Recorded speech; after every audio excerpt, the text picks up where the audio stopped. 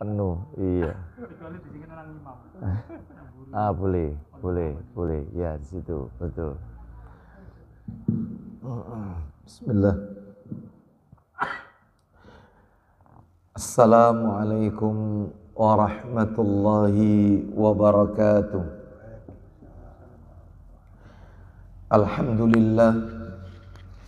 Alhamdulillahi hamdan katsiran tayyiban mubarakan fi kama yuhibbu rabbuna wa yarda. Wa ashhadu an la ilaha illallah wahdahu la syarika lah wa ashhadu anna Muhammadan abduhu wa rasuluh. Ya ayyuhalladzina amanu taqullaha haqqa tuqatih wa la tamutunna illa wa antum muslimun. Amma ba'du, fa inna asdaqal hadisi kitabullah wa khairal hadi Muhammadin sallallahu alaihi wasallam wa syarral umuri muhdatsatuha wa kulla muhdatsatin bid'ah wa kulla bid'atin dhalalah wa kulla dhalalatin finnar. Ikhwan wa akhwati fillah, bapak-bapak, ibu-ibu jamaah majelis taklim yang semoga dimuliakan oleh Allah Subhanahu wa taala. Kepada sahibul bait, keluarga Bapak Ansor dan Ibu Acil, semoga Allah Subhanahu wa taala melimpahkan karunia rahmat dan barakah pada keluarga, tempat tinggal dan usaha beliau. Tidak ada kata yang patut kita ucapkan di pagi hari ini selain rasa syukur kita kepada Allah Subhanahu wa taala atas segala karunia nikmat yang telah Allah berikan kepada kita. Di antara kenikmatan-kenikmatan tersebut yang kita rasakan pada pagi hari ini adalah nikmat diturunkannya hujan, nikmat sehat, dan nikmat diberikannya kita kesempatan dan kemudahan untuk talabul ilmi, menuntut ilmu. Mungkin Bapak Ibu bertanya, mengapa hujan ini bagian dari karunia nikmat Allah yang harus kita syukuri? Jawabannya adalah sebagaimana Nabi sallallahu alaihi wasallam bersabda, "Sintani ma turaddani." Ada dua doa yang tidak mungkin ditolak oleh Allah. Ada dua keadaan di mana apabila seorang hamba berdoa pada dua keadaan atau kondisi tersebut, maka doanya pasti diijabah oleh Allah Subhanahu wa taala. Keadaan yang pertama adalah ad-du'a'u indan nida. Doa atau keadaan kondisi yaitu pada saat setelah azan. Antara azan dengan iqamah. Doa ketika azan, antara azan dan iqamah. Yang kedua adalah watahtal matar. Doa yang dipanjatkan pada saat hujan, keadaan turunnya hujan. Maka inilah dua doa yang tidak mungkin ditolak. Semoga doa-doa kita semuanya diterima, dikabulkan oleh Allah Subhanahu wa taala. Bapak Ibu kaum muslimin dan muslimah rahimani wa rahimakumullah. Pagi hari ini kita akan lanjutkan pembahasan kita. Seperti biasa, kajian kita di Kamis pekan yang ketiga di Ataya Beauty, ya, itu materinya adalah membahas kitab yang ditulis oleh Syekh Khalid Al-Husainan hafizahullah ta'ala. kitab yang berjudul Aktsaru min Alfi Sunnatin fil Yaumi wal Lailah, yang sudah diterjemahkan dalam bahasa Indonesia, lebih dari 1000 amalan sunnah dalam sehari semalam. Menurut catatan saya, terakhir pada bulan yang lalu kita sudah masuk pada sunnah yang nomor 4, Bapak Ibu sekalian, yaitu sunnah dalam bersiwak, sunnah dalam memakai siwak. Dan kalau tidak salah pada kajian yang lalu itu ada 5 hal yang akan kita angkat ke permukaan terkait dengan sunnah dalam bersiwak. Yang 2 poin sudah kami sampaikan, tinggal tersisa pagi hari ini 3 poin. Kalau memang nanti materinya tuntas dan waktunya masih mencukupi, saya akan tambahkan sunnah yang nomor 5 lanjutannya. Baik Bapak Ibu sekalian, yang pertama yang sudah kita sampaikan bulan yang lalu adalah kapan disunnahkan kita untuk bersiwak.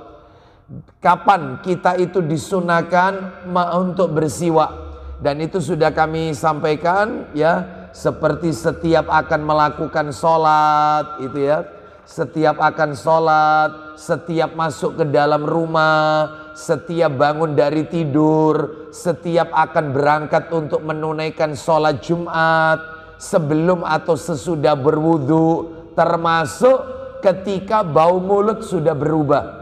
Mungkin karena perubahannya itu terjadi, mungkin karena kita mengkonsumsi makanan yang bisa menimbulkan bau mulut tidak sedap, atau mungkin juga karena mungkin puasa itu ya, itu terus kemudian dalam keadaan lapar ya, terus kemudian juga mungkin bangun tidur itu ya, termasuk juga mungkin diantaranya adalah lama berdiam ya. Setelah ya, jadi dia lama berdiam, tiba-tiba ketika dia bicara maka tentunya akan mengeluarkan aroma bau mulut yang tidak sedap. Nah, ini juga disunahkan kita untuk bersiwak pada saat kondisi-kondisi seperti ini. Yang kedua adalah etika bersiwak, adab bersiwak. Ini juga sudah saya sampaikan beberapa waktu yang lalu. Intinya adalah dimulai dari gigi sebelah kanan. Gigi sebelah kanan. Adapun tangannya dibedakan, dirinci. Kalau tujuannya itu adalah untuk menjaga sunnah Nabi ya dengan tangan kanan.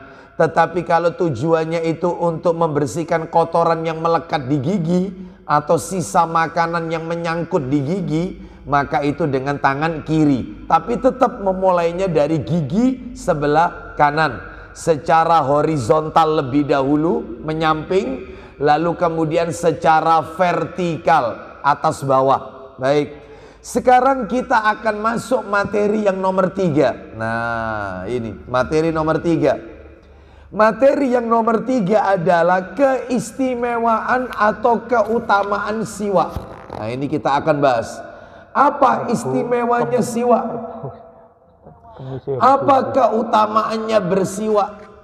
Bapak Ibu sekalian rahimani wa rahimakumullah, sebelum yaitu kita bahas lebih jauh, mari kita kenali dulu yaitu apa sih istimewanya siwak ini ya. Disebutkan yaitu di dalam hadis riwayat An-Nasai ya. An-Nasai nomor 5, kitab asli atau kitab terjemahan sama nomornya, sama-sama nomor 5. Sunan An-Nasai dari Aisyah radhiyallahu anhuma, dia berkata, Nabi sallallahu alaihi wasallam bersabda, perhatikan baik-baik, yaitu keistimewaan siwak dalam hadis ini. As-siwaku mathaharatun lil fami, mardatun lirrabbi. Loh, jelas sekali. Apa kata Nabi? Siwak itu dapat membersihkan mulut dan mendapatkan ridha dari Allah Azza wa Jalla. Siwak itu bisa membersihkan mulut dan mendapatkan ridha Allah. Mungkin ibu-ibu pasti di dalam hati bertanya-tanya, siwak itu bisa mendatangkan ridhonya Allah? Iya. Baik, supaya kajian kita ini semakin berkembang, sekarang saya akan tambahkan penjelasannya. Saya akan tunjukkan kepada ibu-ibu amalan-amalan yang mendatangkan ridhonya Allah. Ada 9, ibu-ibu sekalian. Ada 9 amalan yang bisa mendatangkan ridhonya Allah Azza wa Jalla. Oh ini. Jadi nanti tolong diingat-ingat ya, kita ini butuh loh ridhonya Allah. Bahkan nanti di hari kiamat, Nabi SAW itu nggak bisa memberikan syafaat kecuali kalau telah diridhoi oleh Allah. Telah diridhoi oleh Allah. Jadi ini menunjukkan kepada kita bahwasanya pentingnya mendapatkan ridha Allah Azza wa Jalla. Nah, jazakillah khair. Biar sini aja. Nah, ya, makasih ya. Ibu-ibu sekalian, bapak ibu sekalian, rahimani wa rahimakumullah, kita akan lihat yaitu apa saja amalan yang bisa mendatangkan ridhonya Allah Azza wa Jalla. Amalan yang pertama, kita urut ya, baik itu di dalam Al-Quran maupun hadis Nabi Sallallahu Alaihi Wasallam. Amalan yang pertama adalah berkorban di jalan Allah. Berkorban di jalan Allah Subhanahu wa ta'ala. Nah, ini amalan yang pertama ini, berkorban di jalan Allah Azza wa Jalla. Maka kita harus berkorban. Nah, dalilnya di mana? Dalilnya disebutkan di dalam ayat Al-Quran. Mari kita dengarkan firman Allah Ta'ala dalam Al-Quran. Orang kalau berkorban di jalan Allah, maka dia akan mendapatkan ridha dari Allah Azza wa Jalla. Al-Baqarah surat nomor 2 ayatnya 207. Al-Baqarah 207. Mari kita dengarkan ayatnya, setelah itu terjemahannya, dan kira-kira ayat ini berbicara tentang apa, gitu ya. Mari kita dengarkan baik-baik. Allah Ta'ala berfirman, وَمِنَ النَّاسِ مَن يَشْرِي نَفْسَهُ ابْتِغَاءَ مَرْضَاتِ اللَّهِ وَاللَّهُ رَءُوفٌ بِالْعِبَادِ. Silakan. Dan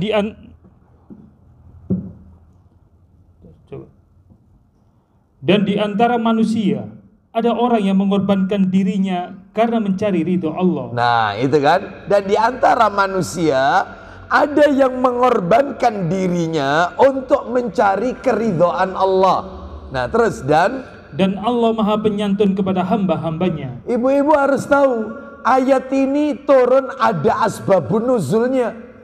Ayat ini turun ada sebab-sebabnya, kronologisnya. Mari kita dengarkan. Itu bisa kita dapatkan di dalam tafsir Ibnu Katsir. Disebutkan bahwasanya ayat ini turun lantaran ada sahabat Nabi namanya Suhaib. Diingat-ingat ya, namanya Suhaib.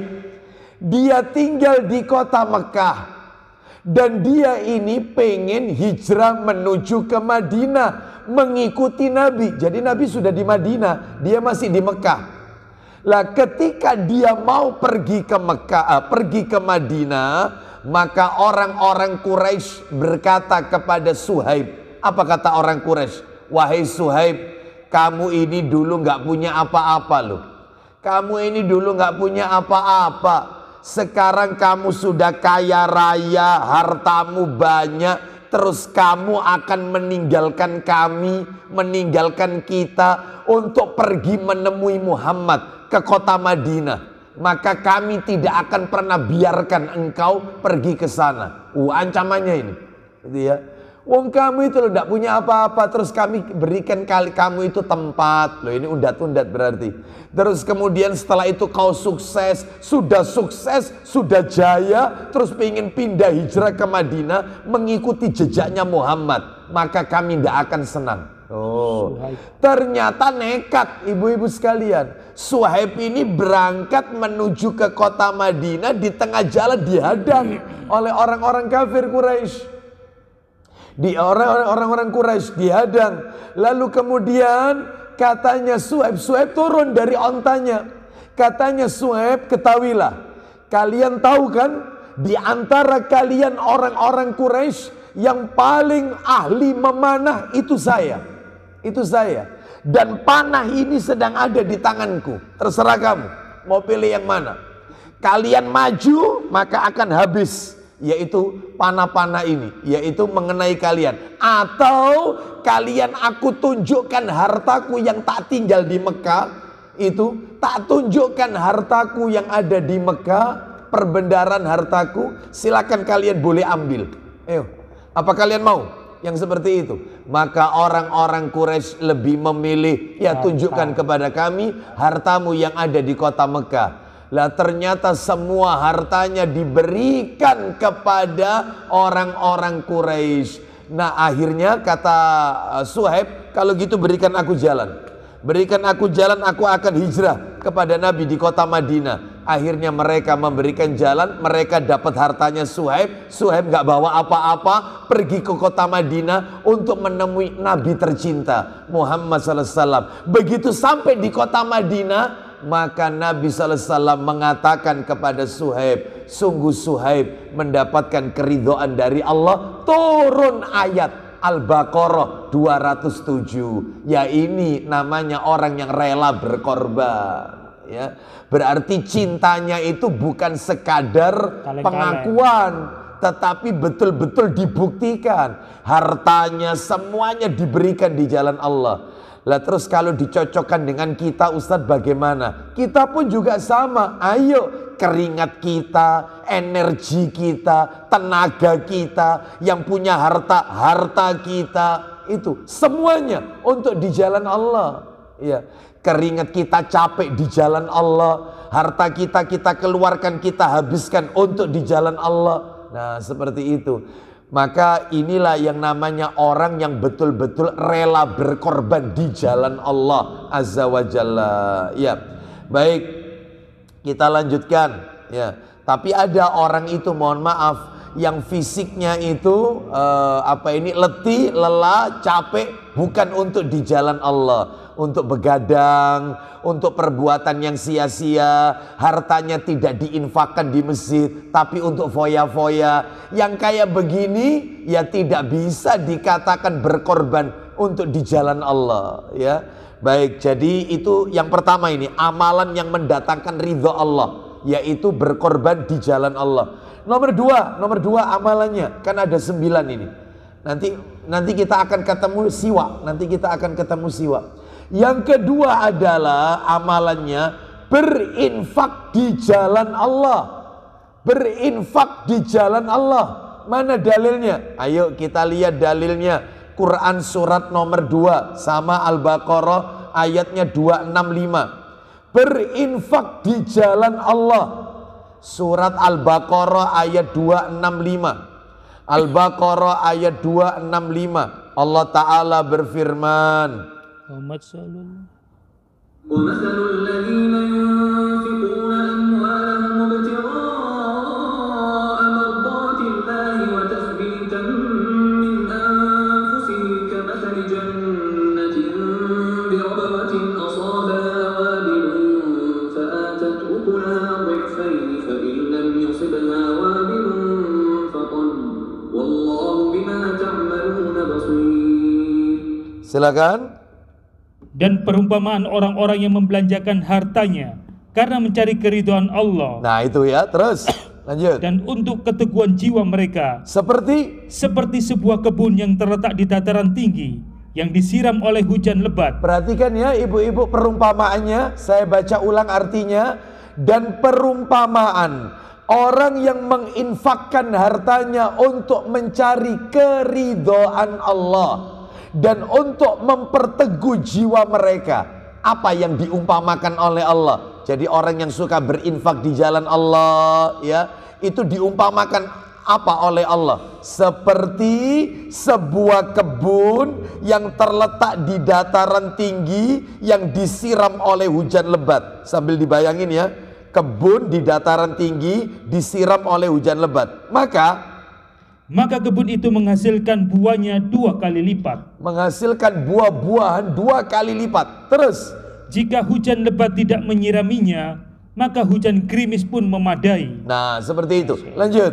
Dan Allah Maha melihat apa yang kamu perbuat. Nah, ini menunjukkan berinfak di jalan Allah. Saya tambahkan lagi dalilnya. Coba dibuka surat An-Nisa, nambah lagi dalilnya. An-Nisa ayatnya 114. Surat nomor 4 An-Nisa ayat 114.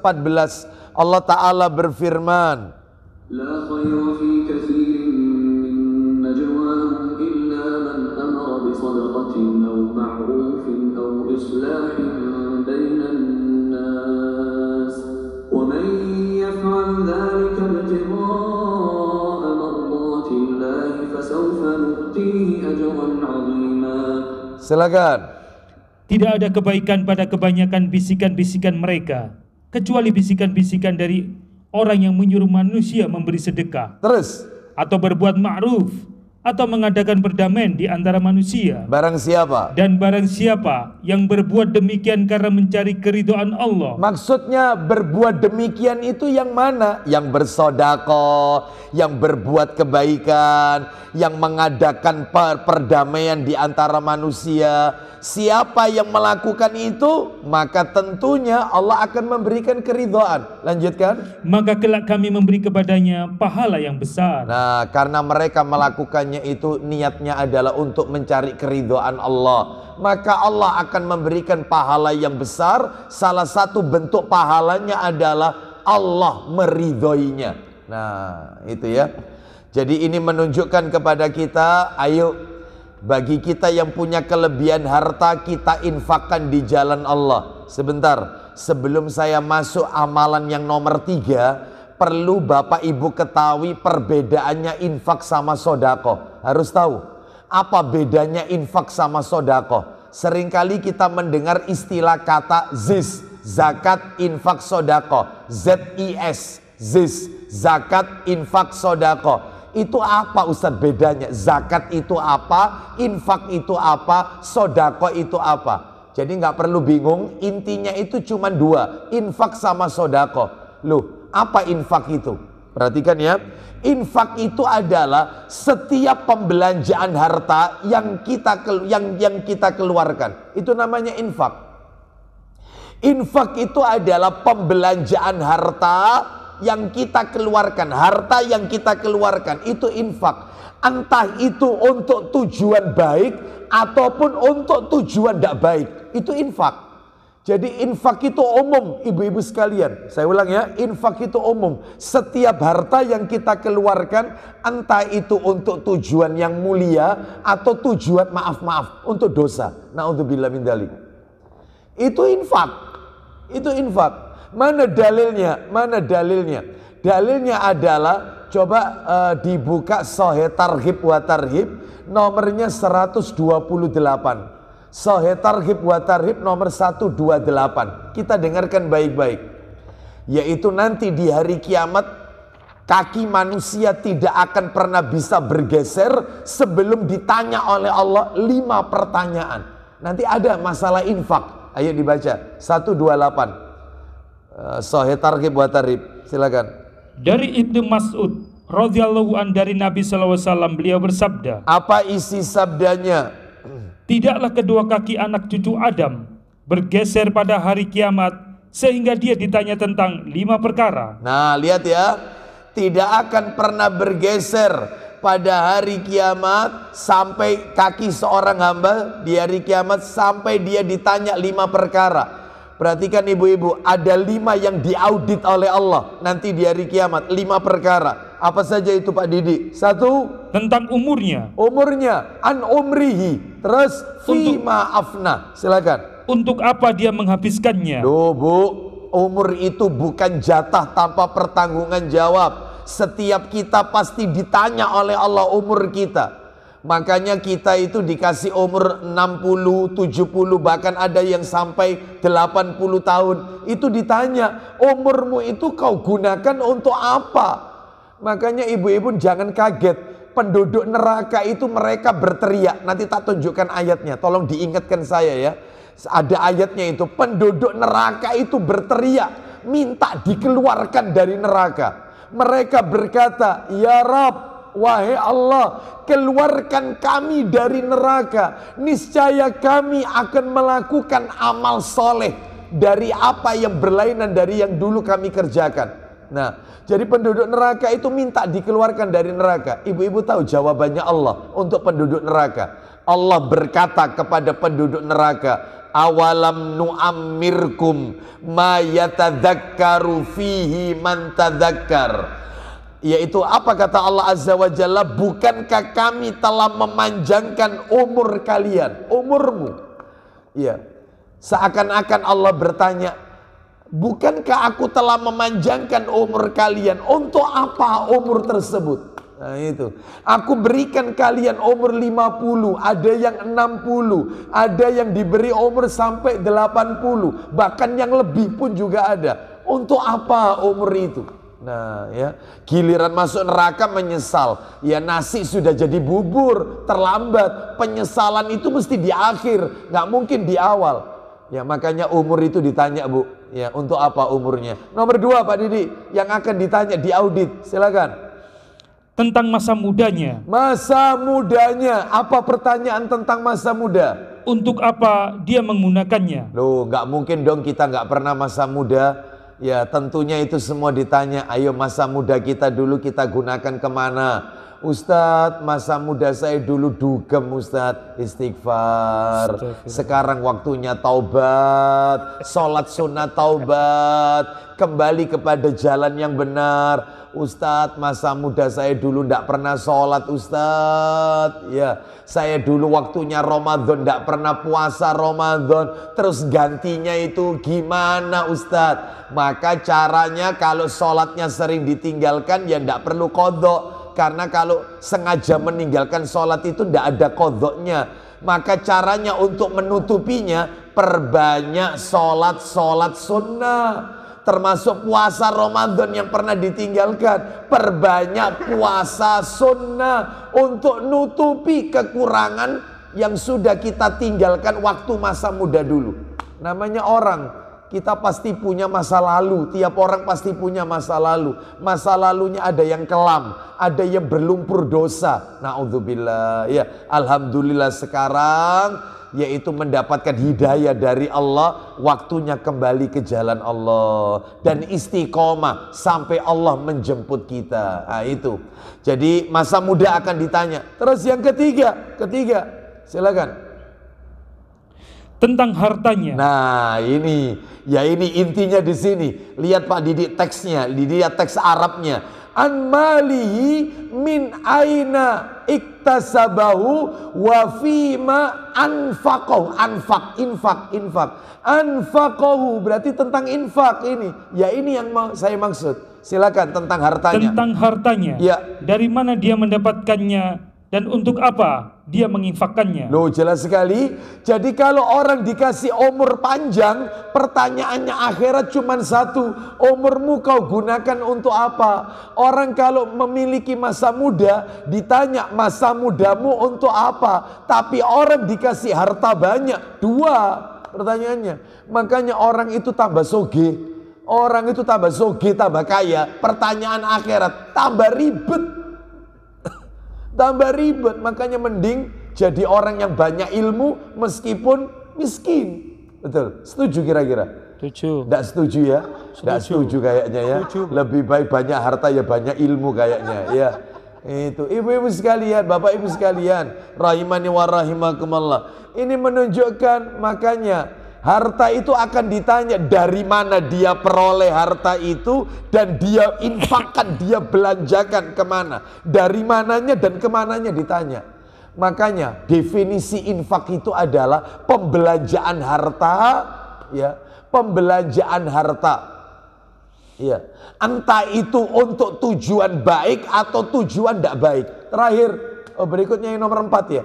Pertanyaan nomor 4, akhirat. Yang keberapa? 5 ini. Yang 5, apa yang tadi kelima? soalnya silakan. Harta itu dari mana dan kemana? Ya, terus Dan yang kelima, apa yang dia lakukan dengan ilmunya. Nah, an ilmihi fima fa'ala. Ilmu yang sudah ia dapatkan itu diamalkan atau tidak. Kembali ke materi kita tentang infak. Jadi infak itu pembelanjaan harta, entah tujuan baik, entah tujuan tidak baik. Sekarang saya tunjukkan satu dalil.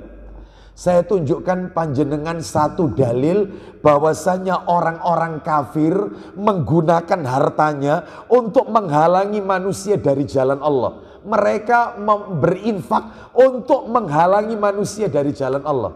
Mari kita dengarkan. Yaitu firman Allah surat nomor 8. Surat nomor 8. Firman Allah Ta'ala surat nomor 8 itu Al-Anfal. Surat Al-Anfal ayatnya 36. Al-Anfal 36. Lihat di situ ada kata-kata yunfikun.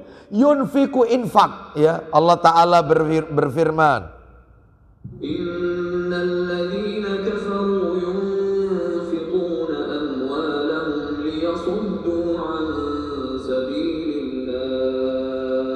ya. فسينفقونها ثم تكون عليهم حسرة ثم يغلبون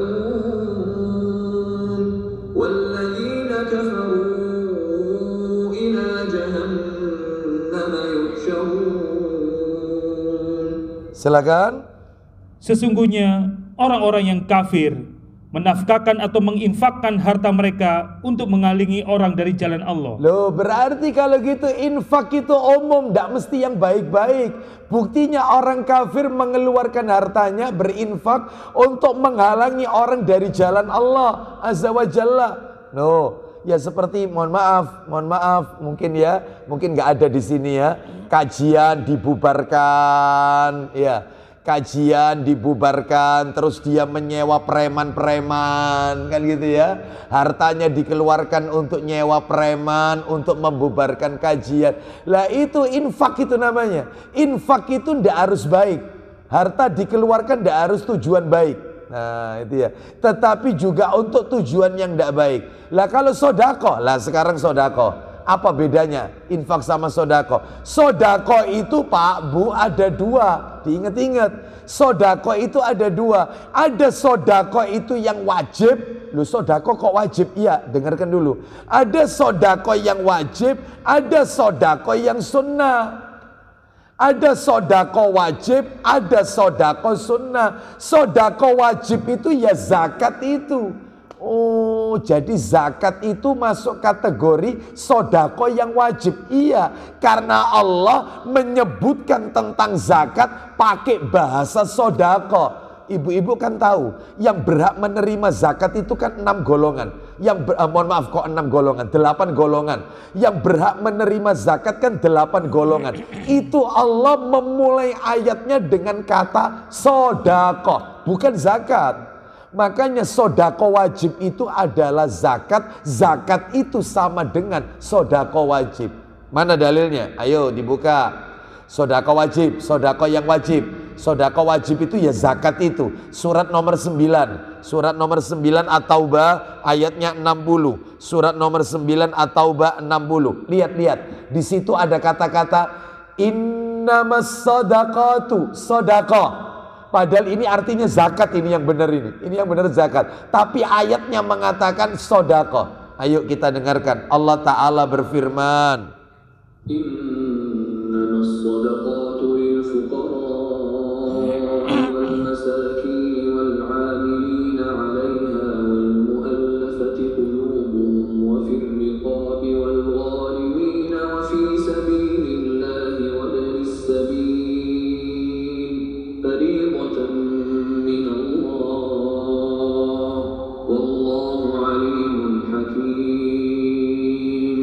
Silakan. Sesungguhnya sedekah itu bukan sedekah, zakat. Iya zakat. Iya zakat. Ucapannya sodako. Iya, tapi ayatnya bunyinya sodako, cuman terjemahannya zakat karena diperuntukkan untuk 8 golongan. Ulang lagi terjemahannya. Sesungguhnya zakat-zakat itu hanyalah untuk orang-orang fakir. 1, terus orang-orang miskin. Itu nomor 2. Pengurus-pengurus zakat. Itu nomor 3.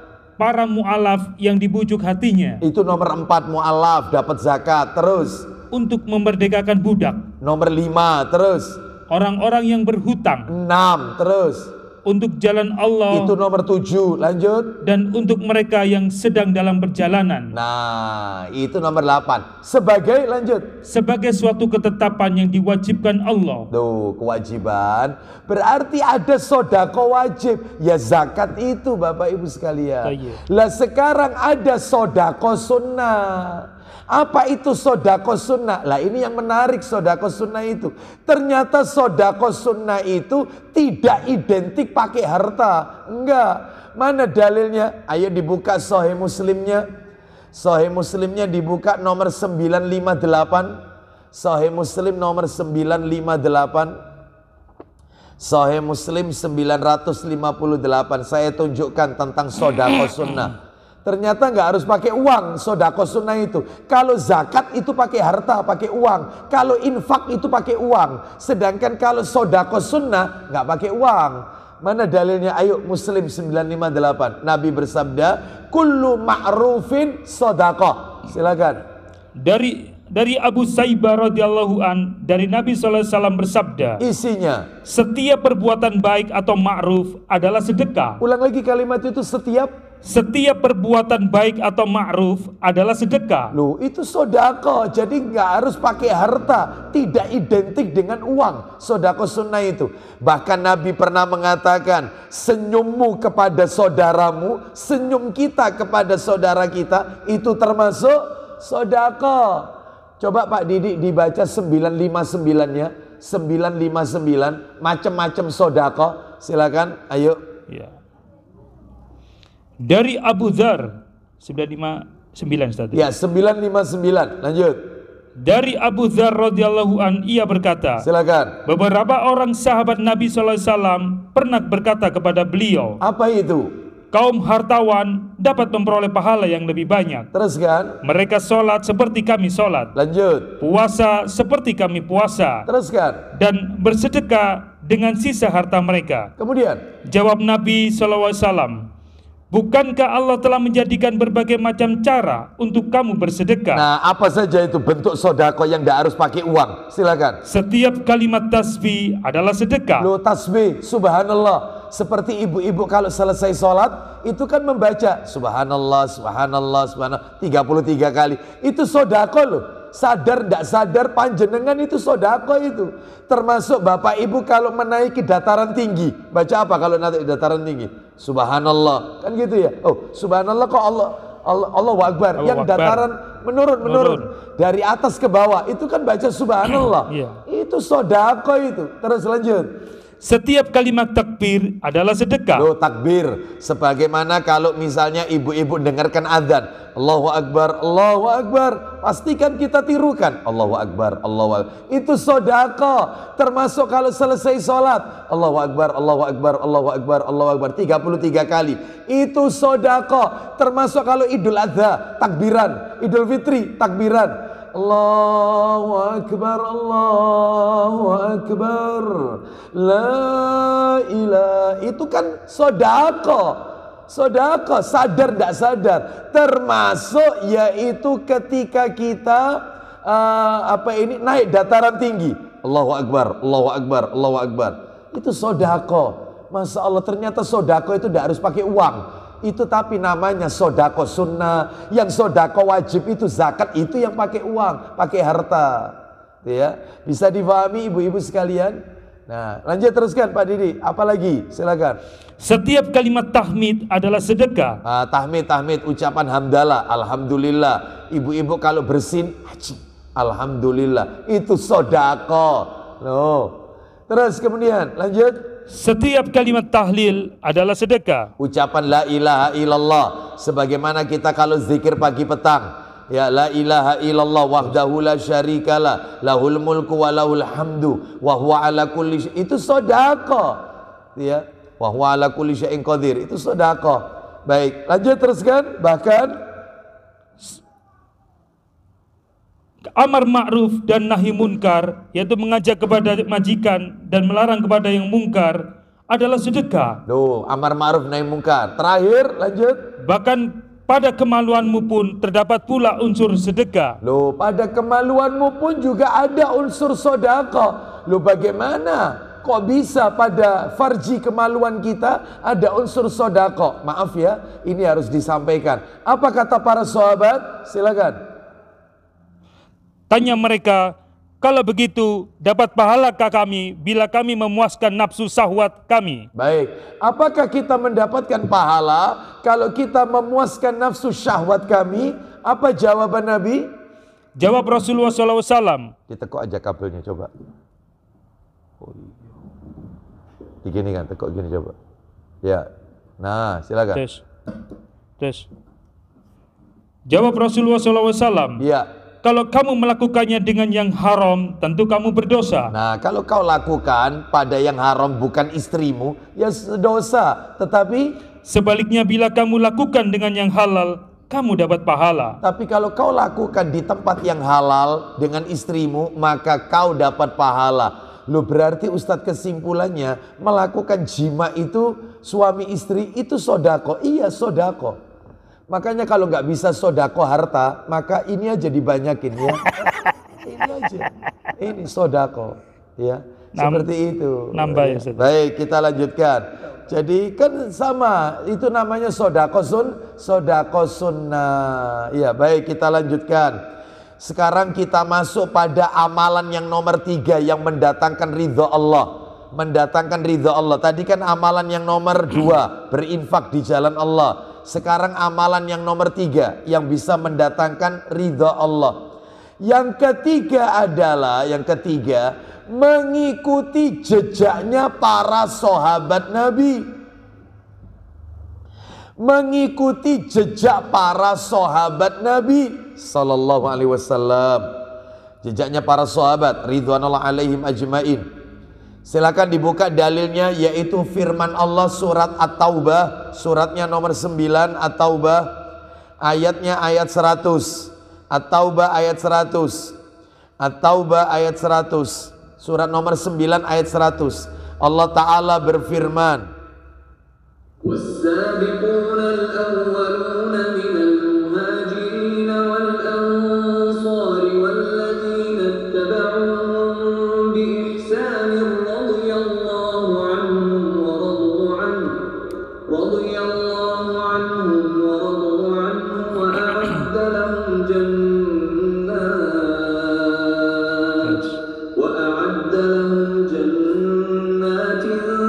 تجري تحتها الأنهار خالدين فيها أبدا ذلك الفوز العظيم. silakan. Orang-orang yang terdahulu lagi yang pertama-tama masuk Islam dari golongan muhajirin dan ansor. Nah, yang pertama-tama masuk Islam yaitu golongan muhajirin. Siapa muhajirin? Sahabat Nabi yang dari kota Mekah. Siapa ansor? Sahabat Nabi yang dari kota Madinah. Lanjut.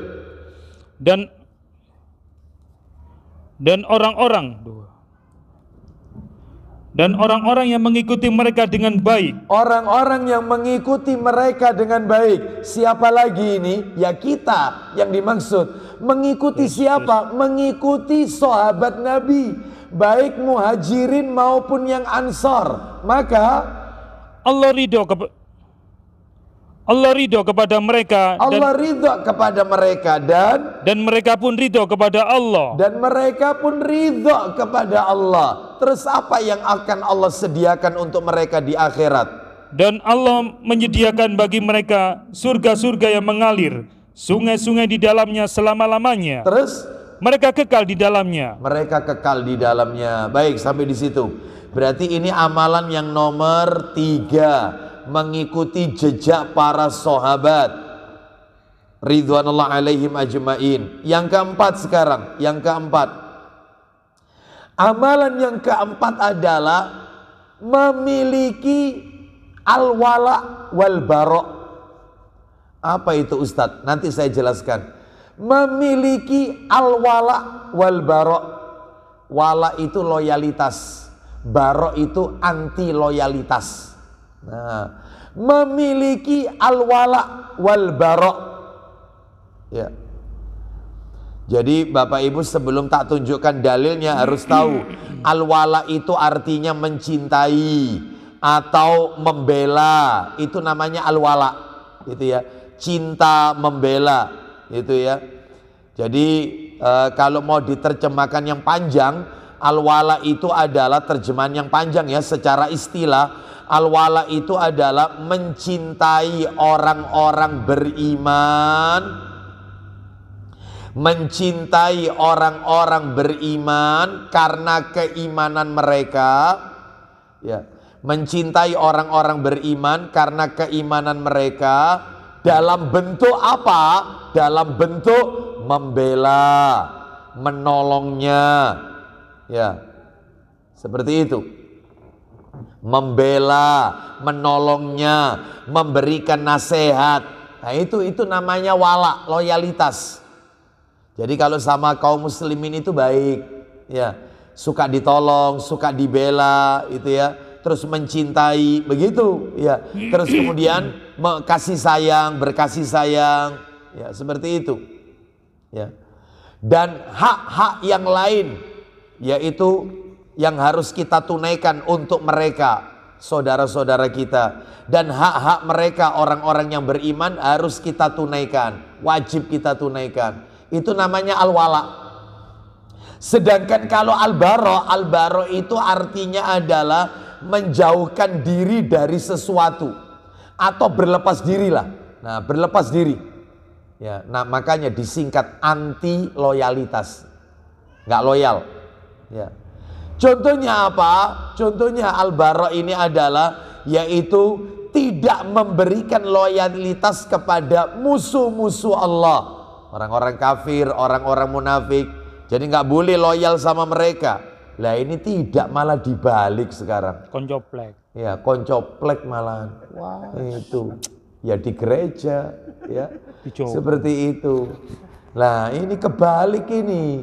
Sama orang Islam kok dimusuhi. Sesama ahlus sunnah kok malah dimusuhi. Tapi sama orang kafir kok gerejanya dijaga. Loh itu, ini keliru, ini keliru, kebalik. Ya, jadi harus punya al-wala wal bara. Al-wala itu loyalitas sama siapa? Sesama orang beriman. Sedangkan bara itu anti loyalitas kepada siapa? Orang-orang kafir, orang-orang munafik, musuh-musuhnya Allah Azza wa Jalla. Nah, seperti itu, ya. Baik. Mana dalilnya? Ayo kita dengarkan ini dalilnya. Ya. Dalilnya harus memiliki al-wala wal bara. Dalilnya adalah Quran surat nomor 58. Quran surat nomor 58. Quran surat nomor 58, yaitu surat Al-Mujadilah. Ayatnya ayat 22. Surat Al-Mujadilah ayatnya 22. Surat 58 itu Al-Mujadilah. Allah Ta'ala berfirman, kita dengarkan ini. Orang kalau punya sifat al-wala wal bara maka diridhoi oleh Allah. Allah berfirman, لا تجد قوما يؤمنون بالله واليوم الآخر يوادون من حاد الله ورسوله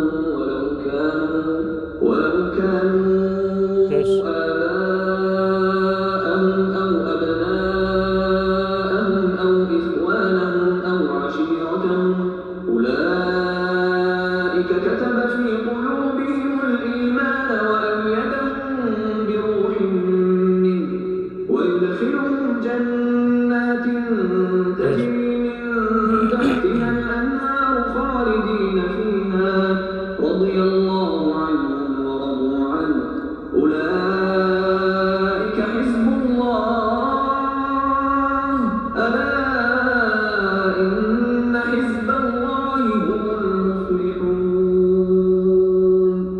silakan. Kamu tidak akan mendapati kaum yang beriman pada Allah dan hari akhir saling berkasih sayang dan dengan orang-orang yang menentang Allah dan Rasulnya. Terus, Sekalipun orang-orang itu bapak-bapak atau anak-anak atau saudara-saudara ataupun keluarga mereka. Mereka itulah orang-orang yang telah menanamkan keimanan dalam hati mereka dan menguatkan mereka dengan pertolongan yang datang daripadanya. Lalu, dan dimasukkannya mereka ke dalam surga yang mengalir di bawahnya sungai-sungai. terus Mereka kekal di dalamnya. Allah ridho terhadap mereka, dan mereka pun merasa puas terhadap limpahan rahmat-Nya. Mereka itulah golongan Allah. Ketahuilah bahwa sesungguhnya Hizbullah itu adalah golongan yang beruntung. Nah, baik Bapak Ibu sekalian, rahimani wa rahimakumullah. Jadi ini menunjukkan kepada kita bahwasannya yaitu tanamkan sifat al-wala wal-bara. Al-wala itu loyalitas. Loyalitas kepada siapa? Orang-orang beriman. Terus wal-bara itu adalah tidak loyal kepada siapa? Kepada musuh-musuhnya Allah. Sekalipun musuhnya Allah itu bapaknya, keluarganya, anaknya, nggak boleh loyal. Ya, tidak boleh loyal dengan mereka karena mereka ini adalah musuh-musuhnya Allah Azza wa Jalla. Sebagaimana Nabi Ibrahim alaihissalam, beliau mengatakan, aku tinggalkan engkau dan apa yang kau sembah. Loh, engkau itu siapa? Ayahnya. Ayahnya ditinggal sama Nabi Ibrahim.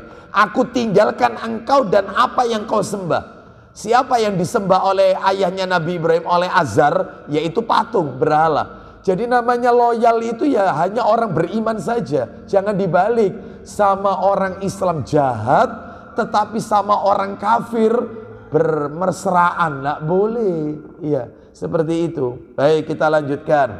Makanya ibu-ibu kalau ingin belanja ke warung tokonya orang Islam saja, itu bentuk loyal, Bu. Dulu kan mereka, Bu, kalau mau merekrut karyawan, meskipun ada orang non-muslim yang pinter, skillnya bagus, maka dulu kan yang muslim. Didik, kalau misalnya dia tidak pinter, sekolahkan. Begitu mestinya. Jangan didulukan non-muslim, direkrut. Ya, karena mereka rajin, mereka pinter, itu. Jangan, dulukan muslim, itu namanya loyal, itu namanya. Nah, ya, seperti itu. Baik, kita lanjutkan. Sekarang yaitu yang kelima ya. Yang kelima sekarang. Amalan yang mendatangkan ridha Allah yang nomor 5 adalah tidak berbuat. Yang nomor 5, mohon maaf. Yang nomor 5 adalah beriman disertai dengan amal soleh. Bukan hanya beriman tapi juga dibuktikan dengan amal soleh. Karena yang namanya iman itu adalah yaitu menanamkannya di dalam hati, nah, diucapkan dengan lisan dan diamalkan dengan anggota badan. Jadi kalau ada orang lisan yang ucap beriman, hatinya juga beriman, ternyata amalannya menyelisih dengan apa yang dia ucapkan. Lah ini namanya ciri orang munafik, ya. Dan biasanya yaitu orang munafik itu lisan sama hatinya itu bertentangan, ya. Perbuatan sama lisannya juga bertentangan. Nah, seperti itu. Makanya kalau jadi orang beriman itu ya tiga-tiganya. Jadi hatinya beriman, lisannya ngucap beriman, amalan anggota badannya menunjukkan ciri orang beriman. Makanya harus dilakukan dengan amal soleh. Mana dalilnya beriman dan disertai dengan amal soleh akan mendatangkan ridha Allah? Suratnya saya yakin Bapak Ibu pasti hafal. Sebentar, sebelum tak tunjukkan, tak tes. Ini kira-kira surat apa ini? Kira-kira surat apa? Baik, kita dengarkan ya, kira-kira surat apa? Allah Ta'ala berfirman,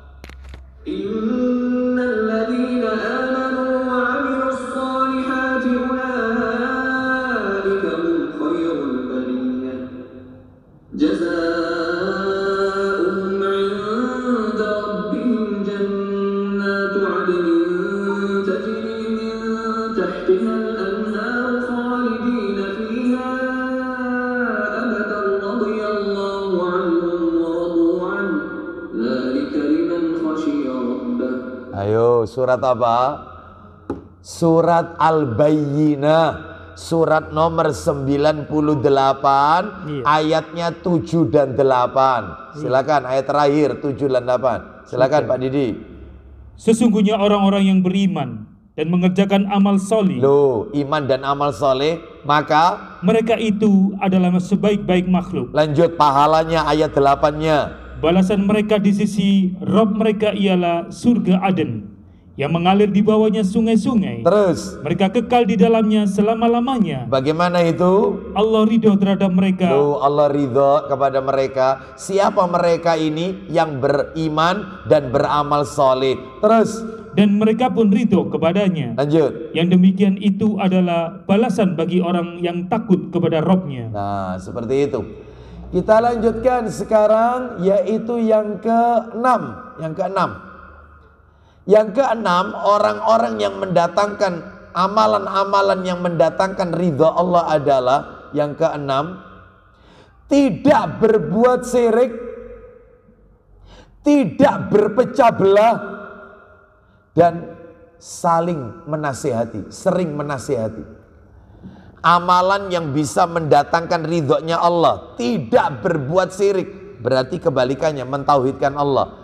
Terus tidak suka berpecah belah. Yang disukai Allah itu bersatu. Terus kemudian yang berikutnya adalah sering memberikan nasihat, saling memberi nasihat, sering memberikan nasihat. Itu amalan yang diridhoi oleh Allah. Mana dalilnya? Buka Sahih Muslim. Ayo. Nomornya 1696, 1696. Sahih Muslim 1696. Nomor aslinya 1715. Nomor aslinya 1715. Nah, silakan kita dengarkan ini. 1696. 1696. 3 perintah dan betul, larangan. Betul. Terus.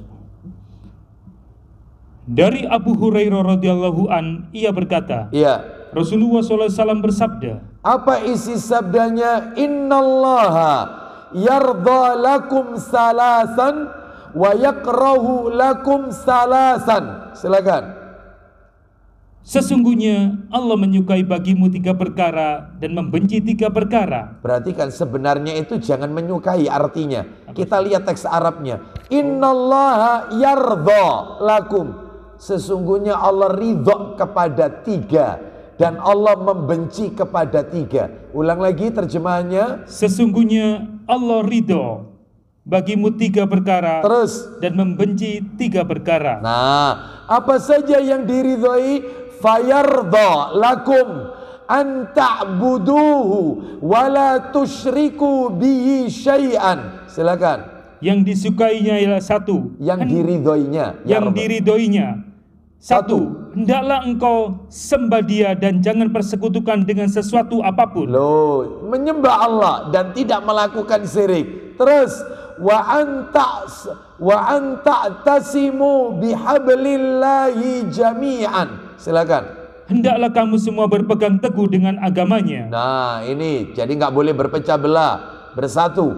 Terus wala tafarraqu.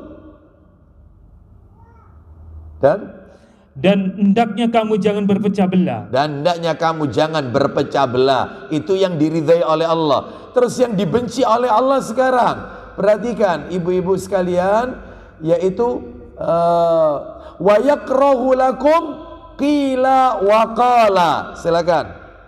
Yang dibenci Allah. 1. Banyak desas-desus. Yaitu qila wa qala, katanya. Nah, qila wa qala, katanya, jari ini. Itu paling nggak suka itu ya. Jadi kalau kita ngomong sama orang, sampean tahu ini enggak? Ya apa itu? Aku iki jari ini anu ya, jari ini. Itu nggak suka. Tembung jari. Ya, itu dibenci, tembung jari. Nah, itu yang pertama. Terus wa kasratas su'al. Silakan. Banyak bertanya. Banyak tanya, nggak boleh. Allah paling nggak suka kakian takon. Banyak tanya, itu nggak suka. Ya, nggak suka. Terus yang ketiga, wa idha'atil mal. Menyia-nyiakan harta. Nah, menghambur-hamburkan harta, menyia-nyiakan harta, boros.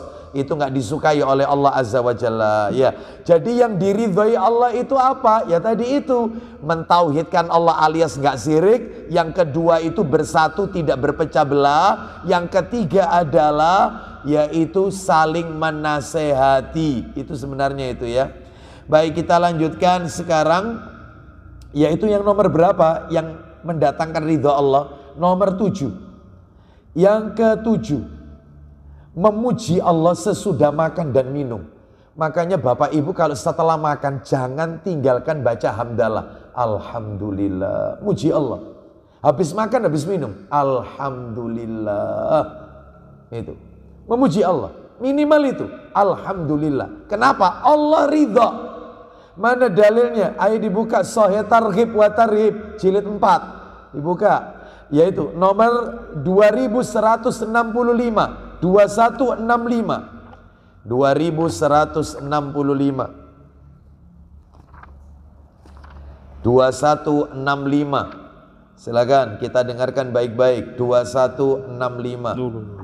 Tuh, ya. Ya, baca. Ayo. Terus dari Anas bin Malik radhiyallahu an bahwasanya Rasulullah SAW telah bersabda. Silakan.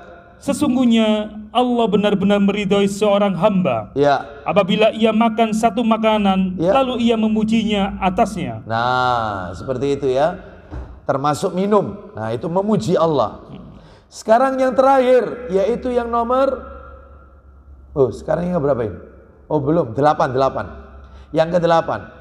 Yang ke-8 supaya mendapatkan ridha Allah, yang ke-8 adalah berbakti kepada ibu dan bapak. Kedua orang tua, bakti. Jadi anak yang birrul walidain, berbuat baik kepada orang tua, maka Allah akan ridha. Mana dalilnya? Dalilnya Sahih Targhib wa Tarhib jilid 5. Nomornya 2501. 2501. Awal-awal nomornya. Di awal-awal. 2501. 2501. Ridallah fi ridal walid wa sukhtullah fi sukhtil walid. Ayo dari Abdullah bin Amr radhiyallahu an, dia menuturkan. Iya. Rasulullah SAW telah bersabda, isinya keridhaan Allah ada pada keridhaan orang tua. Keridhaan Allah ada pada ridhonya orang tua. Terus, dan kemurkaan Allah ada pada kemurkaan orang tua. Makanya jangan sering-sering jadi orang tua sering mengatakan mama ndak ridho. Jangan. Mama ndak ridho kalau kamu melakukan. Jangan. Nanti itu sama dengan nyumpahi anak. Jangan. Kasihan anaknya, karena yang dibutuhkan itu ridho orang tua. Kalau orang tua ridho, Allah ridho. Kalau orang tua ridho, Allah ridho. Kalau orang tua sudah tidak ridho, waduh ya. Kecuali kalau tujuannya itu untuk tujuan baik. Misalnya anaknya menyukai seseorang yang orang tuanya nggak setuju, mama tidak ridho. Kalau kamu tetap bergaul sama dia nggak ridho, karena pengaruhnya jelek. Nggak, mama tidak ridho, mama tidak suka. Nah itu boleh, nggak apa-apa. Tapi kalau dalam hal-hal yang lain, ya, maka jangan dikit-dikit kita bermudah-mudahan, yaitu mengatakan tidak ridho. Nah ini ya. Baik, sekarang yang terakhir nomor 9 adalah bersiwak. Ya ini materinya. Bersiwak itu, orang kalau bersiwak itu mendatangkan ridho Allah. Dalilnya tadi sudah panjenengan tulis, An-Nasa'i nomor 5. Apa kata Nabi? As-siwaku madharatun lil fami mardatun lirrabbi. Bersiwak itu membersihkan mulut dan mendatangkan ridhonya Allah. Loh, makanya penting. Alhamdulillah sama Bu Acil sudah difasilitasi, yaitu dengan diberi siwak. Ya, itu kan bulan yang lalu juga dikasih itu. Bulan yang lalu dikasih. Kira-kira sudah dipakai apa belum, Bu? Alhamdulillah. Dibawa apa enggak? Enggak, ditinggal. Ya, itu ya, dipakai. Itu mendatangkan ridho Allah Subhanahu wa taala. Sekarang saya lanjutkan kembali ke materi siwak, keutamaan siwak. Nomor 1 kan sudah ya.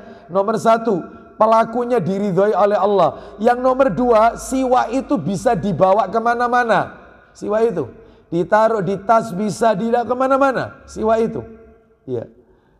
Dan bisa digunakan yang ketiga sekarang, bisa digunakan di semua tempat, bisa.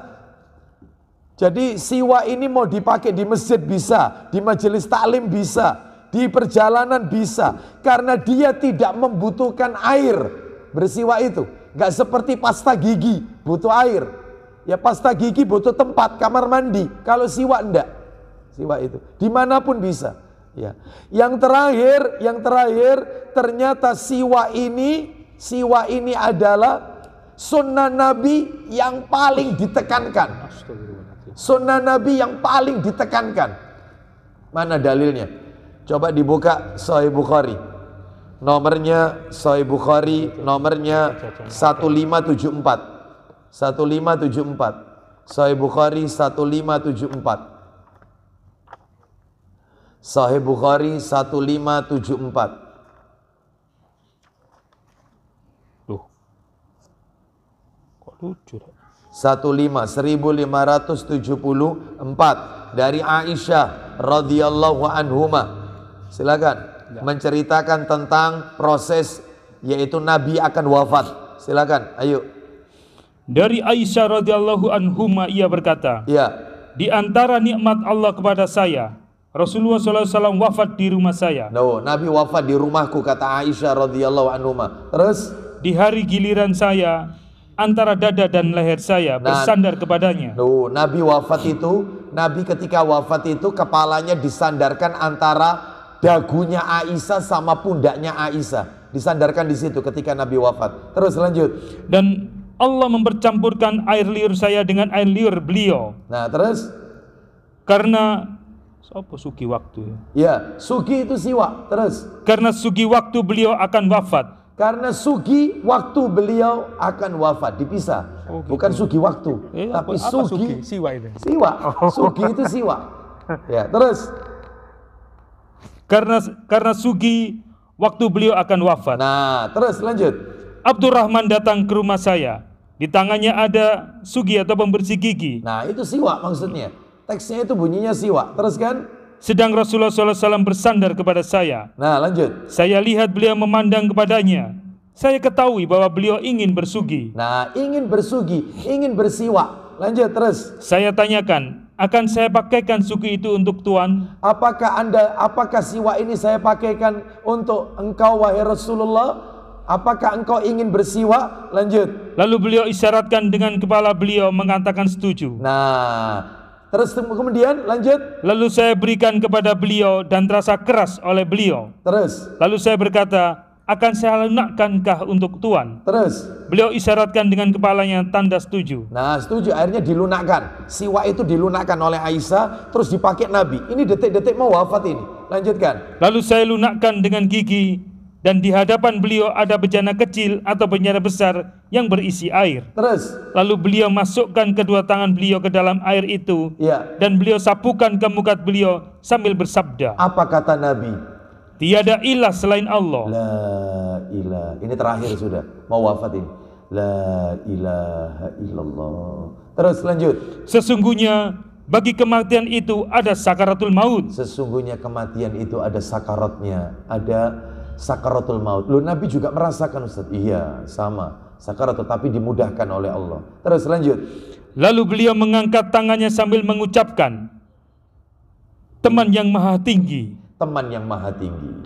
Jadi setelah itu Nabi wafat, meninggalkan kita. Mudah-mudahan kita semua dipertemukan oleh Allah dengan Rasulullah sallallahu alaihi wasallam kelak di surga Allah azza wa jalla. Baik, jadi Nabi mau wafat aja masih mau pakai apa? Siwa. Berarti ditekankan siwa ini Bapak Ibu, ya.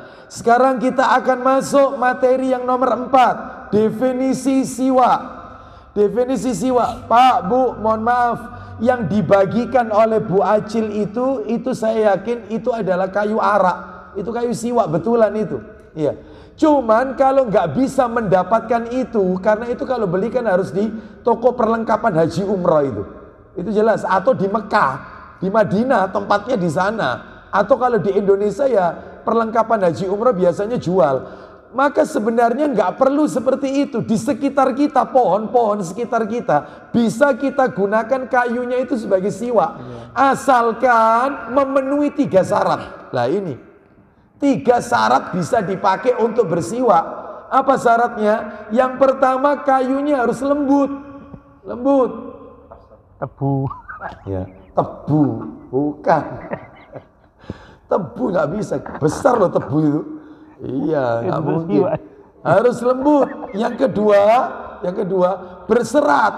Oh, tebu kan berserat, enggak? Iya. Ya. Berserat ini. Terus yang ketiga, seratnya itu kalau dipakai tidak berjatuhan. Kalau tebu berjatuhan, rontok. Serat intami. Lah ini seratnya ini tidak Serat berjatuhan intami. kalau dipakai. Itu ya. Lah itu termasuk definisi siwa. Nama untuk dahan atau akar pohon yang digunakan untuk siwa. Itu jadi boleh tumbuhan ranting di sekitar rumah kita bisa. Tidak harus yaitu kita beli siwa khusus. Nah, kalau yang kita terima itu dari apa Bu Acil itu memang aslinya itu kayu arak itu ya, seperti itu. Tapi kalau misalnya tidak bisa mendapatkannya, bisa kok akar pohon, ranting yang ada di sekitar rumah kita bisa kita gunakan. Asalkan syaratnya 3 tadi. Wallahu a'lam bishawab. Terakhir nomor 5 penutup. Materi nomor 5, 2 hal yang harus diketahui sebelum menggunakan siwak. 2 hal yang harus diketahui sebelum menggunakan siwak. Apa itu?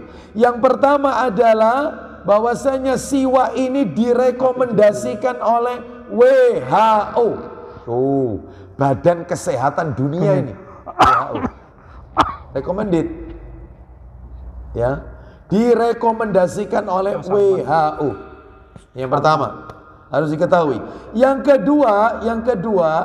kedua, bagian yang harus dibersihkan kalau bersiwak.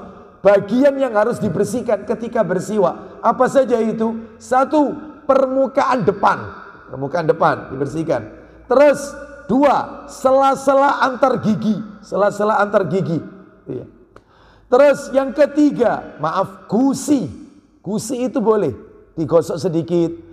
Termasuk diantaranya langit-langit mulut. Nah, digosok. Karena itu sarang bakteri di situ. Karena menjadi sarang bakteri. Itu disikat juga. Termasuk lidah. Lidah disikat atas sama bawah. Nah, itu boleh. Dan ini bagian yang harus dibersihkan. Wallahu a'lam wa bishawab. Tuntas materi kita. Ternyata sudah pukul hampir 10:30 ya, kurang 1/4.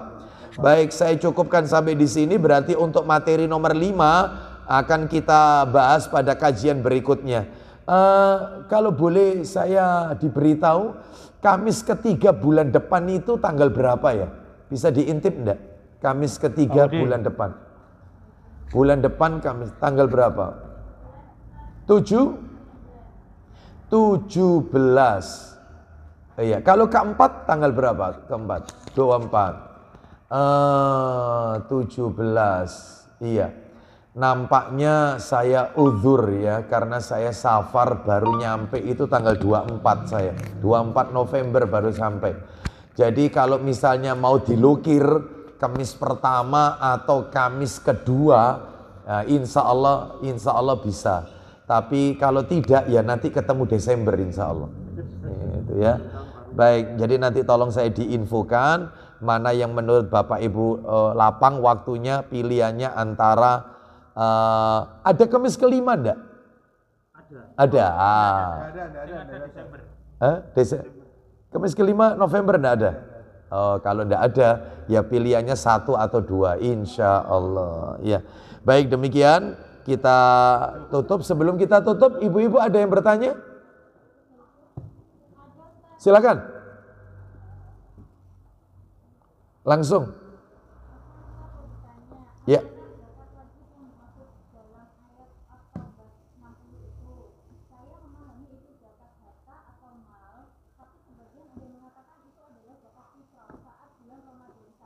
Ya. Naam, barakallahu fiki. Di dalam surat At-Taubah, surat nomor 9 ayat 60, itu adalah ayat yang berbicara tentang zakat. Dan 8 golongan yang berhak menerima zakat. Zakat apa? Zakat harta. Nah, sedangkan zakat fitrah itu adalah khusus untuk fakir miskin saja. Jadi bukan untuk 8 golongan. Loh, 8 golongan itu diberi semua atau pilih salah satu? Memilih salah satu. dari 8 itu. Jadi surat At-Taubah ayat 60 itu zakat mal itu, zakat mal. Jadi kalau panjenengan memiliki harta senilai 85 gram emas, setara ya, setara. Emas sekarang berapa 1 gram emas? Sekarang anggap 1 juta lah, anggap 1 juta emas 1 gram kali 85 berarti 85 juta, dan harta itu sudah mengendap 1 tahun, berarti termasuk deposito, termasuk, maka kena 2,5%-nya.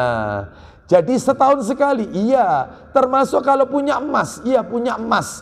Emas yang ibu-ibu pakai, emas yang ibu-ibu simpan di almari, itu kalau total gram-gramannya 85 atau bahkan lebih, kena 2,5%. Loh berarti tiap tahun kena? Iya. Lah kalau punya berlian, berlian nggak kena.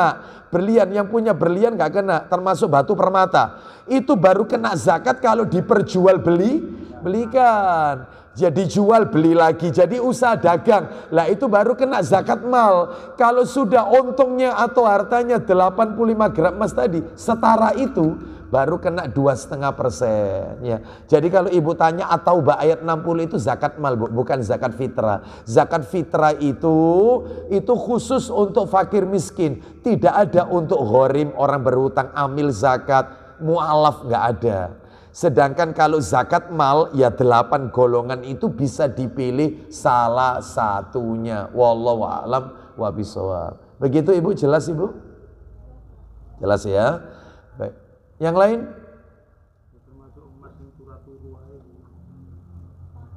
Oh sudah, baik. Kita tutup dengan kafaratul majelis. Semoga Allah meridhoi amal ibadah kita. Kita akhiri, wassallallahu ala nabiyyina wa ala alihi washabihi wasallam. Subhanakallahumma wa bihamdika asyhadu an la ilaha illa anta astaghfiruka wa atubu ilaik. Wa akhiru da'wana anil hamdulillahi rabbil alamin. Assalamualaikum warahmatullahi wabarakatuh.